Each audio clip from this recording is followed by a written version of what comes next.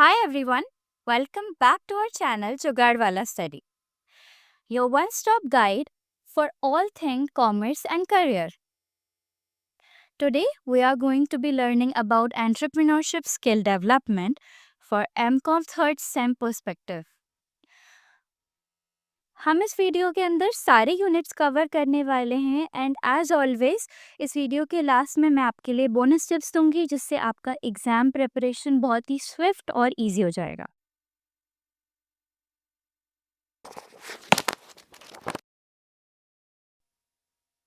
So our first topic is entrepreneur. अब before we start, I have a question. Entrepreneur क्या होता है? What is entrepreneur? Basically अगर हम हिंदी में समझे तो एंटरप्रेन्योर कोई भी वो इंसान है जो लाइफ की प्रॉब्लम्स के लिए ना जुगाड़ लगा रहा है और उसमें उतना करेज है कि वो अपनी प्रॉब्लम्स को सॉल्व कर सकता है, उसके लिए कोई अपॉर्चुनिटी गेन करके उसको बिजनेस में कन्वर्ट कर सकता है. तो एंटरप्रेन्योरशिप क्या होगी? The ability to take risk, manage uncertainties and utilize business opportunities. मतलब एंटरप्रेन्योरशिप एक ऐसी क्वालिटी, एक ऐसी एबिलिटी है जिसमें आपके अंदर रिस्क लेने की ताकत, अनसर्टेनिटीज को यानी कि ऐसी कोई भी दिक्कत परेशानियां जो आपने अंदाजा नहीं लगाया था वो आ गई, उनको मैनेज करने की ताकत और एक बिजनेस को इस्टेब्लिश करने की ताकत है. That's entrepreneurship. अब इसका एग्जाम्पल हम कैसा ले लेंगे बढ़िया सा, जैसे कि आपने रईस और पुष्पा में देखा. They wanted to do something, उन्होंने उसके लिए जुगाड़ लगाई और they created a business opportunity out of it. हालांकि दोनों ही इलीगल थे, आपको इलीगल बिजनेस मत शुरू कर देना, but they are great examples. तो अब एंटरप्रेन्योरियल क्लास नेक्स्ट टॉपिक है. एंटरप्रेन्योरियल क्लास का मतलब क्या होगा? A group of people who are entrepreneurs, है ना. बट यहाँ पर इन्होंने उसका थोड़ा सा हिस्टोरिक डिस्क्रिप्शन दिया है कि एंटरप्रेन्योरियल क्लास स्टार्ट कैसे हुई. Emerged due to socio-economic changes, innovation and industrialisation. यहाँ पर हमें बता रहे हैं कि एंटरप्रेन्योरियल क्लास कैसे शुरू हुई जब सोशियो इकोनॉमिक चेंजेस होने लगे, यानी कि जब सोसाइटी में जो लोग हैं उनके अंदर चेंजेस आने लग गए और इकोनॉमिक में यानी कि जो अमाउंट ऑफ मनी था लोगों के पास उसमें चेंजेस आने लग गए. नेक्स्ट इनोवेशन, यानी कि टेक्नोलॉजी ग्रो होने लग गई, बहुत सारी नई नई चीज़ें आ गई. और देन इंडस्ट्रियलाइजेशन, यानी कि इंडस्ट्रीज, कंपनीज, मैन्युफैक्चरिंग हब ज़्यादा बनने लग गए. तब एंटरप्रेन्योरियल क्लास जो है डेवलप हुई.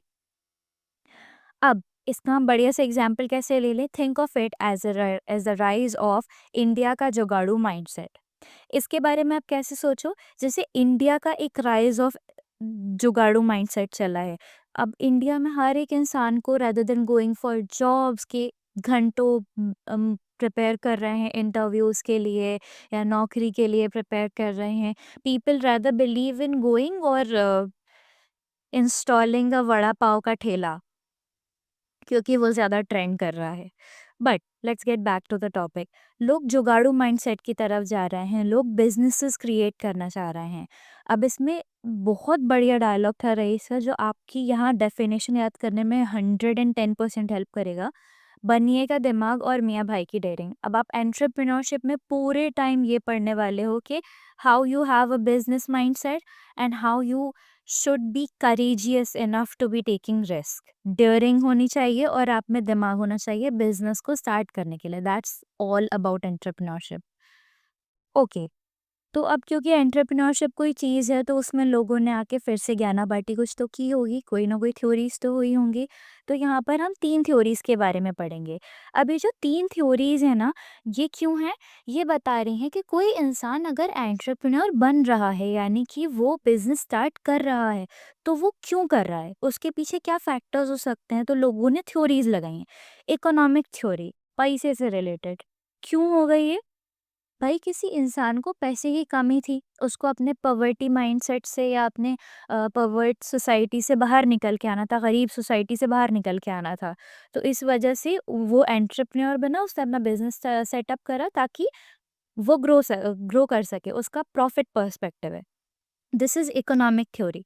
सोशियोलॉजिकल, सोशियोलॉजिकल मतलब एक इंसान क्योंकि उसके घर वाले उसके आइडियाज़ को, उसके ड्रीम्स को, या उसकी सोसाइटी उसके आइडियाज़ और उसके ड्रीम्स को सपोर्ट करती है। तो इस वजह से सोशियोलॉजिकल फैक्टर के थ्रू वो एंटरप्रेन्योर बन गया। लास्ट आ रहा है हमारा साइकोलॉजिकल पर्सपेक्टिव। साइकोलॉजिकल पर्सपेक्टिव मतलब कि आपका जो मेंटालिटी है, आपकी जो क्रिएटिविटी है और आपके अंदर इतना कॉन्फिडेंस है that you want to stand out, और आप चाहते हो कि लोग आपको सुने या आप जो सॉल्यूशंस उन्हें देना चाहते हो उनको यूज़ करें। That's why you became an entrepreneur. अब ये 3 थ्योरीज़ थी, ये तीनों हमने बहुत अच्छे से समझ ली हैं। इकोनॉमिक के लिए नीचे एग्ज़ाम्पल दिया गया है दीवार फ़िल्म का। I don't think any one of you have seen that, but हाँ, दैट्स अ गुड मूवी। तो उसमें विजय नाम का एक कैरेक्टर था जो गरीबी में था, जो गरीबी में पला-बड़ा था, और बिकॉज़ वो उस गरीबी और गरीब सोसाइटी से निकलना चाहता था, इस वजह से वो एंटरप्रेन्योर बन गया। Next, socio economic environment and entrepreneurship. अब जब भी एनवायरनमेंट की बात आती है ना, किसी भी कॉमर्स की जगह पे या कहीं भी किसी भी टॉपिक में एनवायरनमेंट की बात आ रही है, तो मतलब जिस भी सब्जेक्ट के आगे पीछे वो लगा हुआ है, उसके आसपास उसको जो भी चीज़ें सराउंड कर रही हैं उनके बारे में बात होने वाली है। तो वो एनवायरनमेंट का मतलब भी वही है। तो socio economic environment and entrepreneurship, यानी कि एंटरप्रेन्योरशिप के आसपास क्या एनवायरनमेंट है सोसाइटी और इकोनॉमिक से रिलेटेड, और वो किस तरीके से आपको अफेक्ट कर रहे हैं। तो इकोनॉमिक फैक्टर्स में क्या होता है, क्या-क्या अफेक्ट करेगा आपको, आपके बिज़नेस को? पॉलिसीज़, जो गवर्नमेंट पॉलिसीज़ वगैरह हैं वो, मार्केट कंडीशंस, मार्केट में ट्रेंड्स क्या चल रहे हैं, कैसे चल रहा है, मार्केट हाई चल रहा है या लो चल रहा है वो, और फाइनेंशियल एक्सेस, आपके पास फाइनेंसेस से रिलेटेड, फंड से रिलेटेड कितना एक्सेस है। ये 3-4 चीज़ें जो हैं ये इकोनॉमिक फैक्टर हैं एंटरप्रेन्योरशिप के लिए। सोशल फैक्टर क्या होगा? Cultural norms, population dynamics and community support. यानी कि सोशल फैक्टर क्या होगा? आप कोई भी बिजनेस स्टार्ट करो तो वो आप लोगों के ही साथ तो स्टार्ट करोगे ना, लोगों को ही चीज़ें बेचने के लिए बिजनेस स्टार्ट करोगे। तो कल्चरल नॉर्म्स, अब आप ये तो नहीं करोगे कि किसी कंट्री के कल्चर के अकॉर्डिंगली रेड कलर की चीज़ें पहनना या शार्प कलर की चीज़ें पहनना बुरा माना जाता है, तो आप वहाँ पर कोई शार्प या इंट्रिगिंग कलर्स के प्रोडक्ट्स बेचने लग जाओगे, नहीं चलेगा। तो कल्चरल नॉर्म्स का आपको ध्यान रखना पड़ेगा, पॉपुलेशन डायनामिक्स।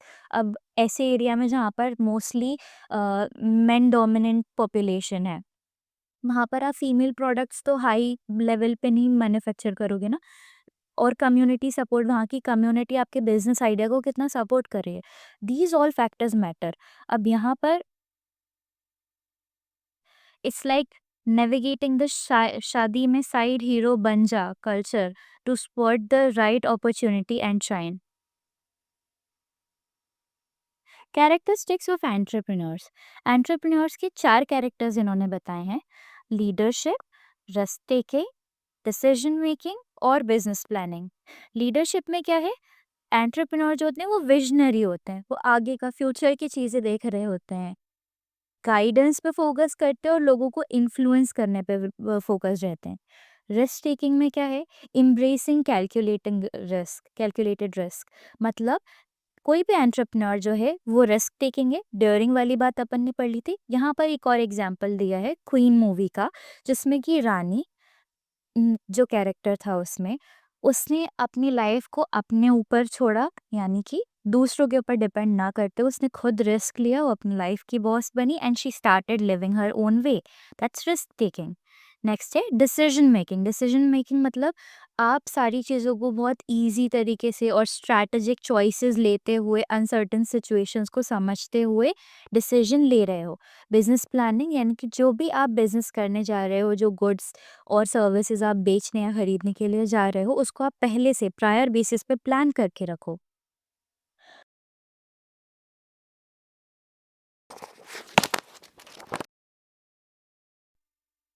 ओके गाइस, तो एंटरप्रेन्योरशिप क्या है और एंटरप्रेन्योर बनने के लिए हमें क्या-क्या क्वालिटीज़ चाहिए, ये हमने डिस्कस कर लिया। बट लेट्स डिस्कस कि अगर we want to be an entrepreneur तो हमें आगे क्या करना चाहिए? मतलब we have the idea, we have the courage, okay got it, but आगे क्या? तो आगे ऑब्वियसली आपका जो आइडिया है आप उसको एक्शन में पुट करोगे, विच इज़ आप एक बिजनेस सेटअप करोगे, एक वेंचर खोलोगे। अब वेंचर खोलने की पूरी प्रोसेस जो है वो आपको सेकंड यूनिट में बताई गई है। फर्स्ट टॉपिक है अपॉर्चुनिटी एनालिसिस। अपॉर्चुनिटी एनालिसिस के नाम से आपको समझ में आ रहा होगा कि आपको जो अपॉर्चुनिटीज हैं उनको एनालाइज कैसे करना है। Identifying viable business opportunities through market research and gap analysis. आप क्या करोगे? बिजनेस अपॉर्चुनिटीज को फाइंड आउट करने के लिए आप मार्केट रिसर्च करोगे और गैप एनालिसिस करोगे। यानी कि आप अपने आसपास देखोगे कि क्या चल रहा है, मैं किस तरीके से अपने बिजनेस को, अपने आइडिया को एक्शन में ला सकता हूँ, उसको स्टार्ट कर सकता हूँ। उसमें आप मार्केट रिसर्च करोगे कि लोग कैसे हैं, क्या है, डेमोग्राफिक्स क्या हैं, उनकी लाइकिंग्स, किस किस तरीके की चीज़ें या प्रोडक्ट्स वो पसंद करते हैं, क्लाइमेट वगैरह। There are bunch of things. Example के लिए हम ले सकते हैं, for instance spotting the golgappa stall in Band Baaja Baaraat that inspired a full fledge wedding planning empire. अब यहाँ पे बैंड बाजा बारात का एग्जाम्पल लिया गया है कि कैसे उन लोगों ने पहले गोलगप्पे का स्टॉल देखा था, सिर्फ सिर्फ एक गोलगप्पे का स्टॉल, और that thing led them to a great idea जिसमें उन्होंने पूरा का पूरा एक वेडिंग प्लानिंग एम्पायर खड़ा कर लिया। अब हम आ जाते हैं कि कौन सी ऐसी एक्सटर्नल, हमने सोच लिया है बिजनेस, हमने आइडिया बना लिया है, हमने मार्केट रिसर्च वगैरह कर लिए, बट ऐसे क्या फोर्सेस हैं, इन्वायरमेंटल फोर्सेस हैं जो हमारे बिजनेस को, हमारे उस आइडिया को इम्पैक्ट कर सकते हैं। तो we have 4 points in that: economic, social, technological और कॉम्पिटिटिव। इकोनॉमिक में आप मार्केट के बारे में पढ़ोगे, मार्केट में ट्रेंड क्या चल रहे हैं, फाइनेंशियल कंडीशन क्या चल रही है, मार्केट अप है, डाउन है, क्लाइमेट कैसा है, मतलब मार्केट में पैसे का लेन-देन कैसा चल रहा है, दैट्स इकोनॉमिक फैक्टर। सोशल, आप वहाँ की डेमोग्राफिक्स देखोगे कि लोग क्या हैं, कितने हैं, कौन से जेंडर के हैं या किस टाइप की चीज़ें पसंद करते हैं, what do they identify themselves as, या उनकी सोसाइटल नीड्स, उस सोसाइटी में, जिस सोसाइटी में आप वो प्रोडक्ट या वो ब्रांड लॉन्च करना चाह रहे हो, उन लोगों की नीड्स क्या हैं। तो ये सोशल फैक्टर में आ गया।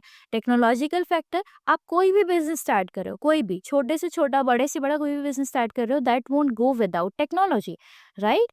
तो टेक्नोलॉजिकल फैक्टर भी एक इंपॉर्टेंट फैक्टर है जिसमें आप कोई भी बिजनेस स्टार्ट करने जा रहे हो, उसमें क्या टूल्स और क्या इनोवेशंस आपके पास अवेलेबल हैं जो आपके लिए एसेट बन सकती हैं, ये एक इंपॉर्टेंट फैक्टर है। देन आपका फोर्थ और सबसे ज्यादा important, I would say, factor है कॉम्पिटिटिव। देखो, कोई भी बिजनेस है ना, या कोई भी चीज़ आप लाइफ में कर रहे हो, तो जब आप किसी से कंपटीशन करते हो, भले कंपटीशन आप खुद से क्यों ना कर रहे हो, किसी से कंपटीशन करते हो, वो बिजनेस को करते हो ना, तो आपका इंकरेजमेंट ही एक अलग लेवल का चलता है।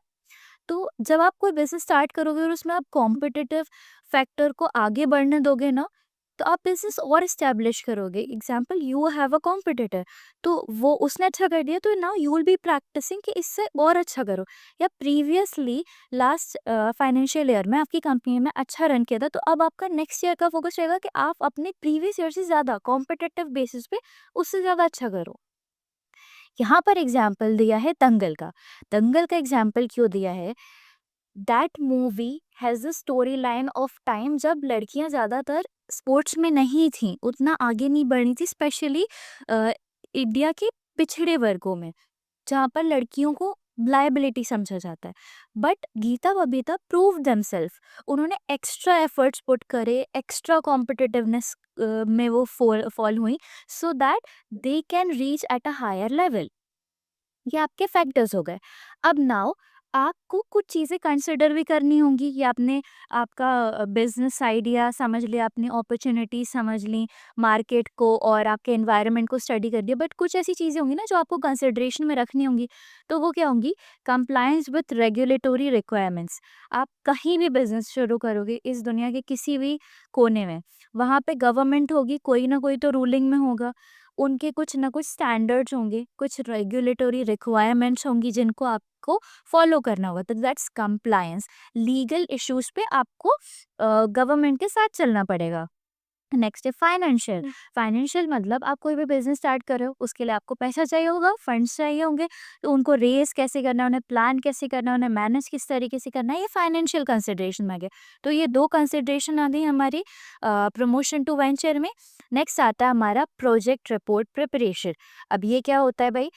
जब आप कोई प्रोजेक्ट बना रहे हो, कोई आपका माइंड में आइडिया आया जिसको आप as a business venture start करने वाले हो, दैट्स अ प्रोजेक्ट, ओके? तो उसके लिए आपको एक रिपोर्ट तैयार करनी पड़ेगी। अब इसका इम्पोर्टेंस क्या है कि ये आपके ऑपरेशंस को गाइड करता है, मतलब आपको क्या चीज़ किस तरीके से, कौन से डिपार्टमेंट को किस तरीके से रन करना है, ये सारी चीज़ें आपको आपके प्रोजेक्ट रिपोर्ट में पता चलती है। सिक्योर्स फंडिंग, फॉर एग्जांपल आप कहीं पर जा रहे हो किसी ट्रिप पे और आपने कोई भी चीज़ पहले से प्रिपेयर नहीं करी, प्लान नहीं करी, तो आपका जो पैसा था क्या होगा? अरे ये अच्छा दिख रहा है, ये ले लूँ, अरे ये एक्टिविटी अच्छी लग रही है, आई विल डू दैट। उसमें आपके पैसे खर्च हो जाएँगे, तो क्या होगा? आप पूरी ट्रिप भी नहीं कंप्लीट कर पाओगे। इसलिए प्रोजेक्ट रिपोर्ट बनाना क्यों इम्पोर्टेंट है? वो आपके ऑपरेशन को गाइड करेगी और आपके फंड्स को सिक्योर रखेगी। कंटेंट, उसमें कंटेंट क्या-क्या होना चाहिए? ऑब्वियसली मार्केट एनालिसिस होना चाहिए कि मार्केट में अभी ट्रेंड क्या चल रहा है, मार्केट अप है, हाई है, उसका क्लाइमेट क्या है, क्या नहीं है। देन रिसोर्स एलोकेशन, आपके पास जितने भी रिसोर्सेज अवेलेबल हैं, either those are human resource और मशीनरी रिसोर्स, जो भी रिसोर्स है उनको आप किस तरीके से यूटिलाइज़ करने वाले हो। और रिस्क असेसमेंट, आपको पहले से प्रिपेयर होके चलना पड़ेगा कि इफ़ इन फ्यूचर आपको कोई रिस्क आता है तो आप उनको किस तरीके से असेस करोगे।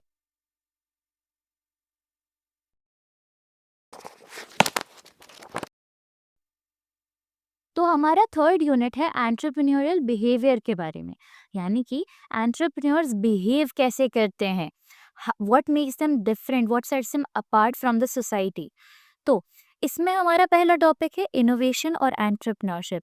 तो सबसे पहले तो हम एंटरप्रेन्योरशिप की कैरेक्टरिस्टिक्स के बारे में पढ़ लेते हैं। तीन कैरेक्टरिस्टिक्स यहाँ पर बताए गए हैं। नोवेल्टी, यानी कि वो जो आइडिया प्रपोज करते हैं that is novel, different and new. नया आइडिया और अलग डिफरेंट तरीके का आइडिया प्रपोज करते हैं। कस्टमर सेटिस्फेक्शन, वो इधर गुड्स प्रोड्यूस कर रहे हों या बेच रहे हों या खरीद रहे हों, या प्रोडक्ट्स सॉरी सर्विसेज बेच रहे हों खरीद रहे हों, उसमें वो इंश्योर करते हैं कि इसमें हम कस्टमर को, अपने कस्टमर को सेटिस्फाई रख सकें, दैट कस्टमर में be sorry the customer should be happy about their purchases with us. Then third point is resource efficiency, जो भी रिसोर्सेज उनके पास अवेलेबल हैं वो उनको एफिशिएंट तरीके से यूज़ करें। नेक्स्ट इसमें हमारा टॉपिक है प्रोसेस। तो एंटरप्रेन्योरशिप का प्रोसेस क्या है पूरी तरीके से, तीन स्टेप में बताया गया है इसको।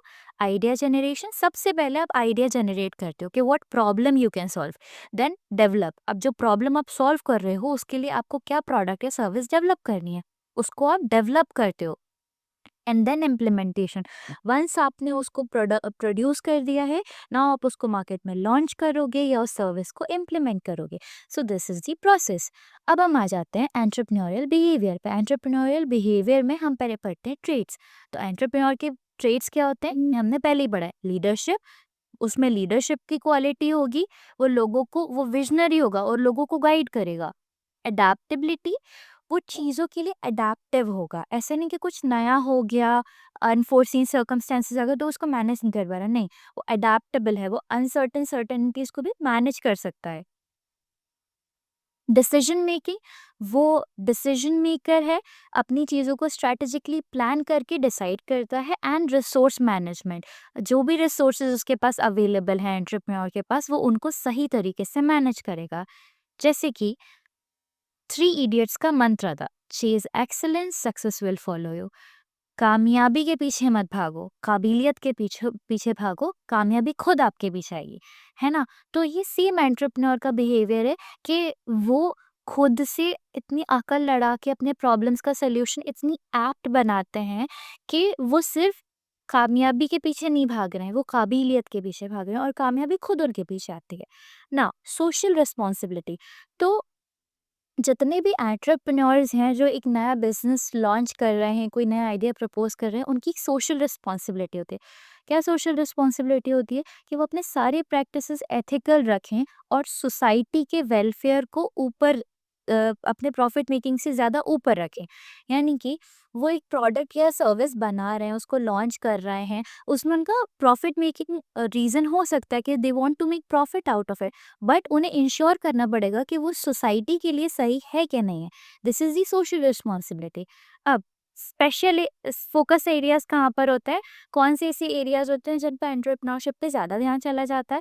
तो फर्स्ट इज वुमेन एंटरप्रेन्योरशिप, जब कोई लेडी खुद से आगे बढ़ के आइडिया को प्रपोज करती है और उस बिजनेस में सक्सीड करती है, तो उस एरिया को ज़्यादा फ़ोकस दिया जाता है, उस एरिया को ज़्यादा एप्रिशिएट किया जाता है। और सोशल एंटरप्रेन्योरशिप मतलब जब आप किसी सोशल इश्यूज़ को अपने इनोवेशंस के थ्रू, अपने आइडियाज़ के सॉल्व करने की कोशिश करते हो, तो वहाँ पर भी स्पेशल फ़ोकस जाता है।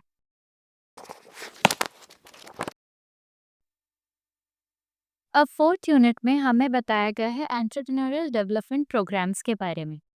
तो इन्हें अगर सबसे ईज़ी तरीके से समझना है ना, तो ये समझो कि एंटरप्रेन्योर्स की क्लासेस, ऐसे प्रोग्राम्स जिनके थ्रू एंटरप्रेन्योर्स का डेवलपमेंट किया जा रहा है, यानी कि उनके एंटरप्रेन्योरशिप स्किल्स को डेवलप किया जा रहा है, उन्हें इनोवेशंस, नई-नई टेक्नोलॉजीज़, बिज़नेस एसेट्स और आइडिया जनरेशन, डेवलपमेंट, इन सब चीज़ों के बारे में बताया जा रहा है।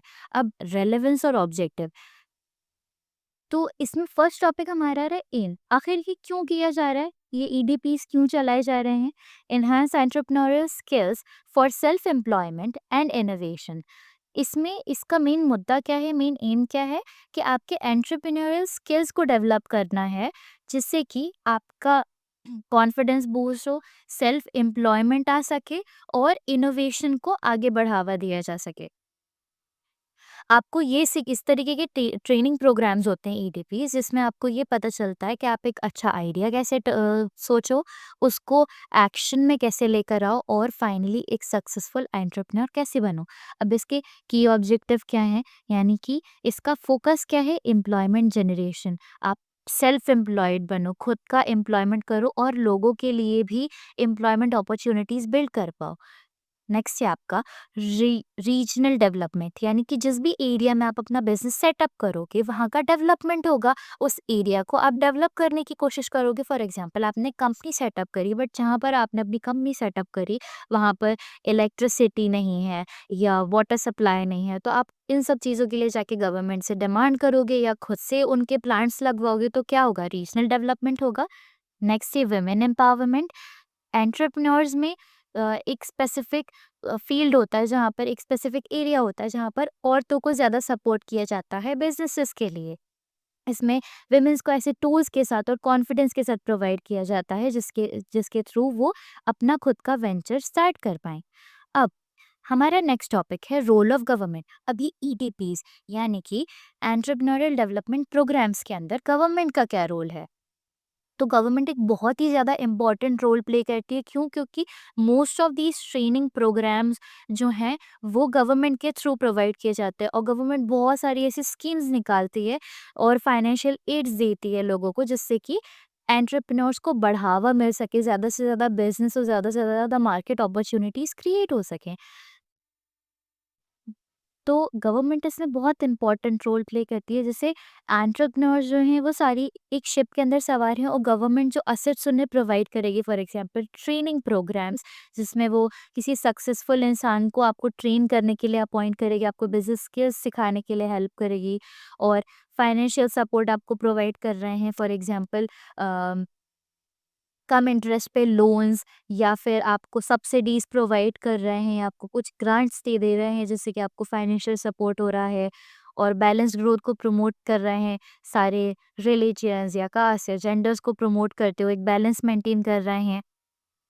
और गवर्नमेंट अलग-अलग तरीके की इनिशिएटिव्स लेती है। तो बेसिकली क्या है कि आप सारे एंटरप्रेन्योर्स जो हो वो एक शिप के अंदर सवार हो, और उसको लीड कौन कर रहा है, उसका कैप्टन कौन है, गवर्नमेंट। तो गवर्नमेंट का बहुत ही ज़्यादा इम्पोर्टेंट रोल है इसमें। इससे क्या होता है, इंडस्ट्रियल ग्रोथ भी बहुत ज़्यादा बढ़ती है। अगर हमारे कंट्री की इंडस्ट्रियल ग्रोथ बढ़ेगी, हमारे एंटरप्रेन्योर्स ज़्यादा सक्सेसफुल होंगे, तो क्या होगा, हमारी कंट्री ज़्यादा डेवलप बनेगी। नेक्स्ट आपका टॉपिक है इवैल्यूएशन ऑफ ईडीपीज़, ईडीपीज़ का इवैल्यूएशन। तो ईडीपीज़ को आप इवैल्यूएट मतलब आपने प्रोग्राम्स वैसे बना दिए जिसमें आप लोगों को एंटरप्रेन्योरियल स्किल्स या बिजनेस स्किल्स के बारे में बता रहे हो, और उन्हें फाइनेंशियल एड्स और बहुत तरीके के एड्स प्रोवाइड कर रहे हो, बट आपको कैसे पता चलेगा कि हाउ सक्सेसफुल या हाउ इफेक्टिव दे आर? तो उसमें आप उनकी अचीवमेंट को असेस करोगे।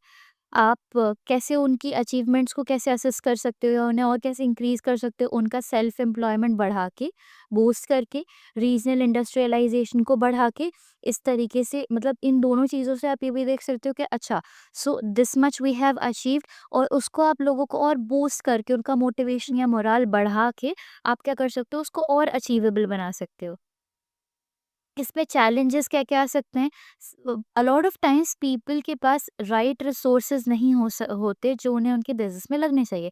तो लिमिटेड रिसोर्सेज़ होते हैं और इम्प्लीमेंटेशन गैप्स। आपने वो चीज़ें सीख तो ली हैं, आपको पता तो है कि यही चीज़ें लगनी, यही चीज़ें इम्प्लाई होनी है, बट किन सिचुएशंस में, किस तरीके से, और रियल लाइफ स्किल्स आपके पास नहीं है ना, because you have went through a training, but real life में अनलेस एंड अनटिल आप उसको प्रॉपर तरीके से एम्प्लॉय नहीं करते, तब तक आप उसको नहीं समझ पाओगे। तो इम्प्लीमेंटेशन गैप्स हो सकते हैं।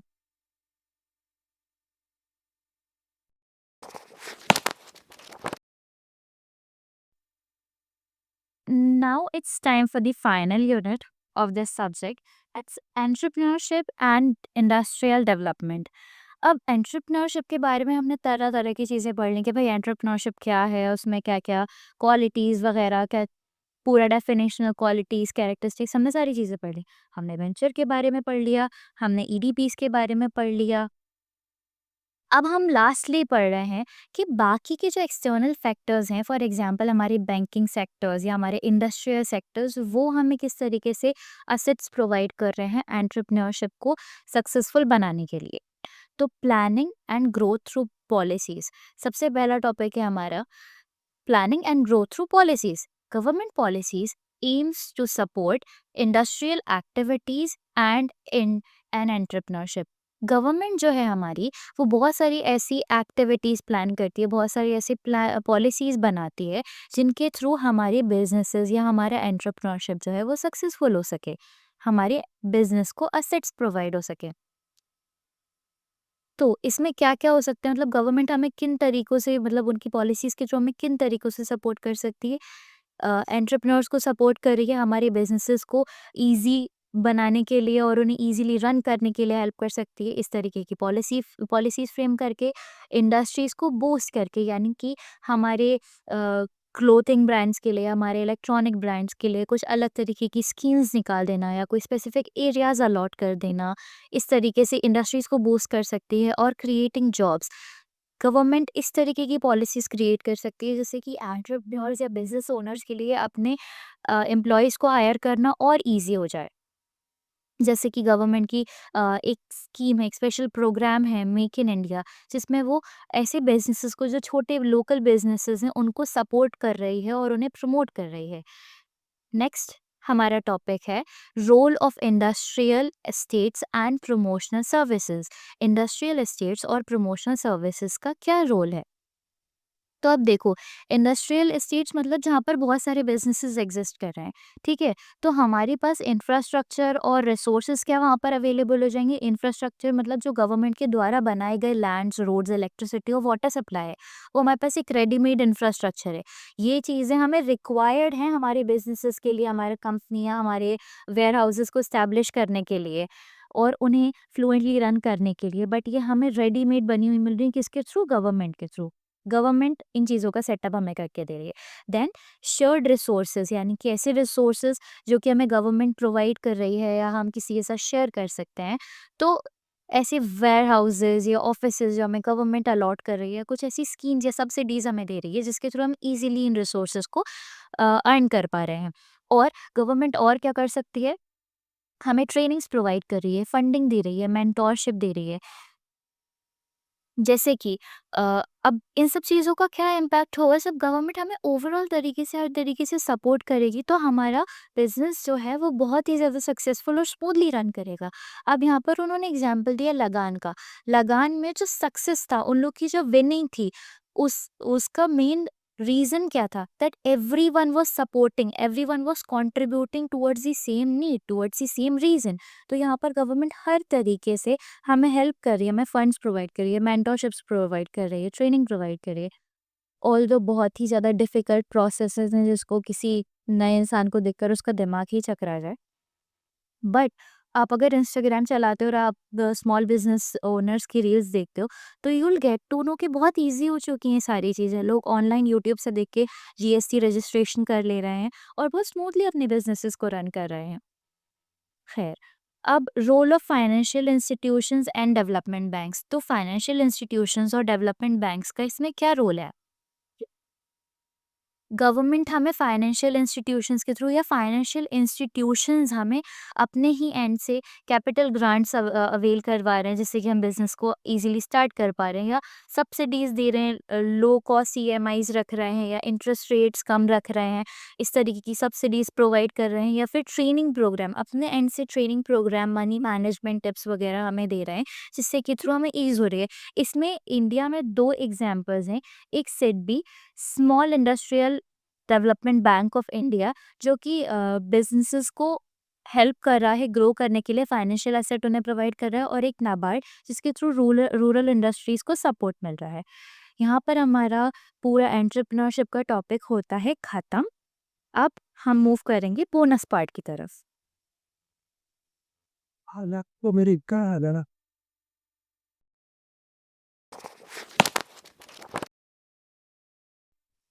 सो एज प्रॉमिस, हमारी एक कॉमन डेफिनेशन फॉर एंटरप्रेन्योरशिप आपके सामने है। कॉमन डेफिनेशन क्यों है?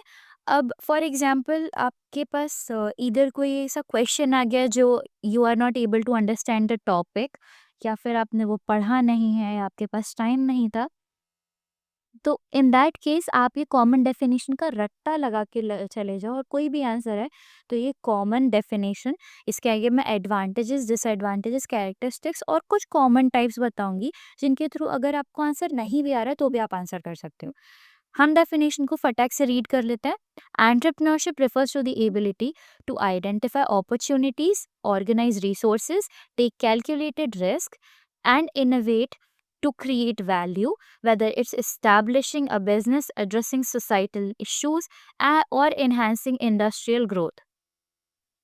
अब ये एंटरप्रेन्योरशिप की कॉमन डेफिनेशन है, जिसमें आपको बता रहे हैं कि एंटरप्रेन्योरशिप का मतलब आप एक ऐसी एबिलिटी जिसमें आप अपॉर्चुनिटीज़ को आइडेंटिफाई कर रहे हो, रिसोर्सेज को ऑर्गेनाइज कर रहे हो, और रिस्क को ले रहे हो, और इनोवेशन को कर रहे हो। ये सारी चीज़ें अब इन एंटरप्रेन्योरशिप के अंदर कोई भी XYZ टॉपिक आ जाए, उसमें ये डेफिनेशन टीप किया जाना। थोड़ा डिफिकल्ट लगे तो उस टॉपिक का नाम लेके this topic in entrepreneurship refers to, और आगे ये डेफिनेशन लिख देना।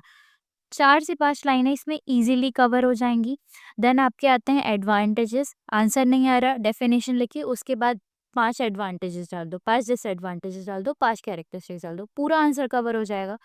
अब एडवांटेजेस हम क्विकली रीड कर लेते हैं। जनरेट्स एम्प्लॉयमेंट, इससे एम्प्लॉयमेंट जनरेट होती है, इनोवेशन को बढ़ावा मिलता है, इकोनॉमिक ग्रोथ बूस्ट होती है, रीजनल डेवलपमेंट बढ़ती है, इम्प्रूव स्टैंडर्ड ऑफ लिविंग लोगों का इंक्रीज होता है, इम्प्रूव होता है, सेल्फ रिलायंस लोगों में बढ़ता है, लोग खुद पे यकीन करना ज़्यादा चालू कर देते हैं। Provide diverse products and services, अलग अलग तरीके की प्रोडक्ट्स और सर्विसेज मार्केट में आने लग जाती हैं। एनहांस ग्लोबल कॉम्पिटिटिवनेस, आप ग्लोबल लेवल पे लोगों से कॉम्पीट करने लग जाते हो। Builds strong communities through CSR। CSR is a social responsibility, company social responsibility, तो उससे आप स्ट्रॉन्ग कम्युनिटीज बिल्ड कर लेते हो। लास्ट है आपका ड्राइव्स टेक्नोलॉजिकल एडवांसमेंट्स, इसमें टेक्नोलॉजिकल एडवांसमेंट्स को भी सपोर्ट मिलता है। डिसएडवांटेज क्या है? हाई रिस्क ऑफ फेलियर, आप फेल हो सकते हो, सबसे बड़ा डिसएडवांटेज। फाइनेंशियल इंस्टेबिलिटी, आप उस आइडिया को फंड करते जा रहे हो, उसमें पैसे लगाते जा रहे हो, बट इन केस अगर वो सक्सेसफुल नहीं है, आप सही तरीके से नहीं लगा रहे हो, तो फाइनेंशियल इंस्टेबिलिटी होगा। उससे क्या चीज़ ड्राइव होगी? स्ट्रेसफुल डिसीजन मेकिंग होगी, आप डिसीजन मेकिंग में स्ट्रेसफुल होगे। मार्केट डायनामिक्स जो है वो अनप्रिडिक्टेबल हो सकते हैं, जो आपने दिमाग नहीं लगाया हो। रिसोर्स कॉन्स्टेंट, आपके पास रिसोर्सेज की कमी हो सकती है, टाइम ज़्यादा लग सकता है, प्रॉफिट कम आएगा शुरू में। रेगुलरिटी हर्डल्स, मतलब बहुत ही ज़्यादा लगे आपके पास तकलीफ़ें, दुख, समस्याएँ, तकलीफ़ें आ सकती हैं। डिपेंडेंस ऑन इकोनॉमिक कंडीशन पे बहुत ज़्यादा डिपेंड करता है। और सोशल एंड फ़ैमिलियल प्रेशर, आपको बहुत ज़्यादा सोशल और फ़ैमिलियल प्रेशर भी मिल सकता है कि भाई क्या कर रहे हो, क्या नहीं कर रहे, ऐसा। कैरेक्टरिस्टिक्स में क्या है? विजनरी लीडरशिप इसमें लगती है, क्रिएटिविटी और इनोवेशन लगती है, रिस्क टेकिंग एबिलिटी होना चाहिए, रेजिलियंस और अडेप्टेबिलिटी होना चाहिए, आपकी कम्युनिकेशन स्किल्स स्ट्रांग होने चाहिए, एथिकल रिस्पॉन्सिबिलिटी आपको लेनी पड़ेगी, स्ट्रैटेजिक डिसीजन मेकिंग लगती है इसमें, रिसोर्स मैनेजमेंट करना पड़ता है, नेटवर्किंग और कोलैबोरेशन बहुत ही ज़्यादा इंपॉर्टेंट है। Focus on continuous improvement, her time आपको कंटिन्यूस इम्प्रूवमेंट के ऊपर फोकस करना पड़ेगा। टाइप्स एंटरप्रेन्योरशिप्स के क्या है? स्मॉल बिजनेस एंटरप्रेन्योरशिप क्या हो जाएगी? लोकल शॉप्स या बुटीक्स। स्केलेबल स्टार्टअप एंटरप्रेन्योरशिप्स, उसमें क्या आ जाएगा? टेक स्टार्टअप्स जैसे कि फ्लिपकार्ट वगैरह। लार्ज कंपनी एंटरप्रेन्योरशिप, जिसमें कि बहुत बड़े-बड़े एंटरप्राइजेज़ हैं, जिसमें बहुत लार्ज स्केल ऑफ एम्प्लॉइज़ काम कर रहे हैं, बहुत लार्ज मैन्युफैक्चरिंग चल रही है। सोशल एंटरप्रेन्योरशिप, जैसे कि एनजीओज़ वगैरह जो किसी सोशल कॉज़ के लिए काम कर रहे हैं।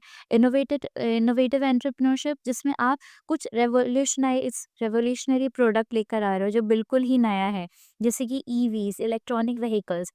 Limited entrepreneurship sorry imitative entrepreneurship, जिसमें कि आप प्रूवन मॉडल्स को अडॉप्ट कर रहे हो, इमिटेट कर रहे हो किसी पुराने मॉडल को, यानी कि कॉपी मारना।